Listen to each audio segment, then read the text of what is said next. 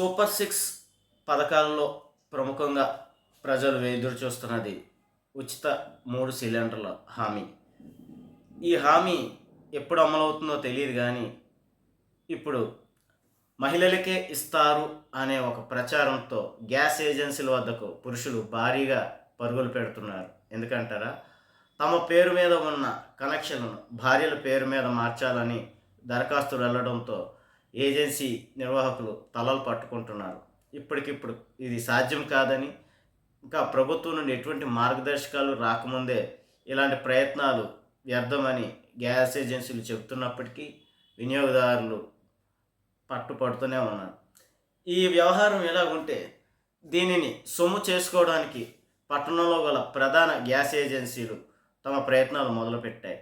ముఖ్యంగా పట్టణానికి చెందిన రామ్జీ గ్యాస్ ఏజెన్సీ నూతన కనెక్షన్ కోసం వచ్చిన వారిని, అలాగే కేవైసీ చేయించుకునే వారి దగ్గర నుండి సొమ్ము లాగాలనే ఒక ఆలోచనతో ఒక నిబంధనలు పెడుతున్నారు. అవి ఏమిటంటే, ఈ కేవైసీకి వచ్చిన వారు రూ. 230 చెల్లించి గ్యాస్ రెగ్యులేటర్ అలాగే ట్యూబ్ తీసుకోవాలని పట్టుబట్టడం ఒకటైతే, కొత్త కనెక్షన్ కావాలని వస్తున్న వారికి గ్యాస్ స్టవ్ తీసుకుంటేనే కనెక్షన్ ఇస్తామని నిబంధన పెట్టడం కూడా నిబంధనలకు విరుద్ధమే.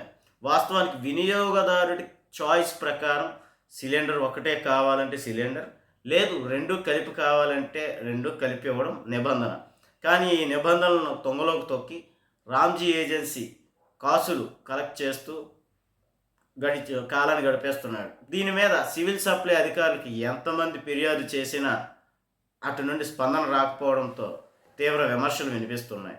తక్షణమే ఈ వ్యవహారంపై సిఎస్డిటి దృష్టి సారించి ఏజెన్సీలపై చర్యలు తీసుకోవాలని ప్రధానంగా పట్టణానికి చెందిన పలువురు ప్రజలు డిమాండ్ చేస్తున్నారు.